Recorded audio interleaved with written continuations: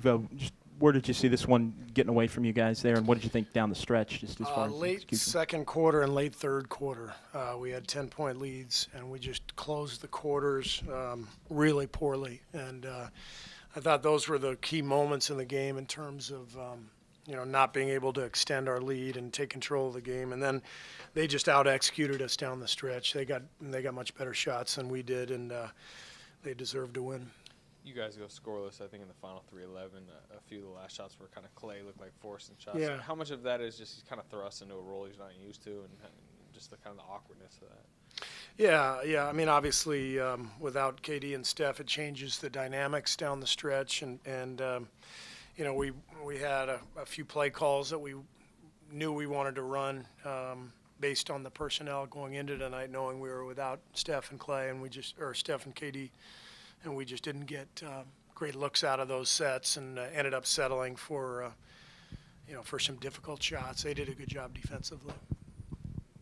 Stephen, down in the fourth quarter, it looked like you guys were having a tough time getting stops, and normally, that's where you can kind of break open a close game. Was it their execution solely, or was it some defensive miscues? What did you see in the fourth? Well, Cauley Stein was putting a lot of pressure on us with his dives to the rim, and they did a nice job, getting him the ball in the paint, and they made a couple big shots as well, so give them credit. In light of that, and though it was a loss, Patrick McCaw played a good game. Is that what you kind of want to see out of him? Yeah, that's and obviously it's a lot easier when you play 33 minutes rather than 10 minutes, but that's what we want from Pat, is the aggressiveness, looking to shoot the ball. He got to the line 4 times. His defense was good. So Pat's an excellent player. And, he's got a lot of potential, a lot of ability, and we just got to keep pulling it out of him. And a follow-up to that question, you talked about Patrick's 33 minutes. And you see that guys in these types of games, though in a loss, get more minutes than usual with your star players out. How much does that help down the line when you see a Patrick McCaw get 33 minutes now? Yeah, well, that's important for us, is to develop all our guys and our young guys. And so a night like tonight when Steph is out, it's a great opportunity for Patrick to play and for him to continue to develop. So, even though we lost the game, there were some positives that came out of it. How crucial was the possession late where you foul a 3-point shooter and also give up an offensive rebound off that free throw? Yeah. It was a 4-point possession. Yeah, that was a big deal. That was a big one. Unfortunate. I thought Omri did a nice job getting out and challenging. It was, I suppose there was some contact. It's the new rule in the NBA with, not being to touch a shooter after he releases the ball. So tough call, but they took advantage, but that was a key moment of the game. Looked like Jordan Bell gave you some nice minutes in the first half. Did you think about getting him in the second? He did not play at all in the second half. Yeah. What was the reasoning there? Thought about it, but I think Draymond was going well, and it's about mid fourth quarter. I thought about getting him out for a couple minutes, but I thought just with his experience and the fact that he had the night off the other night, I didn't mind extending Draymond a little bit, and.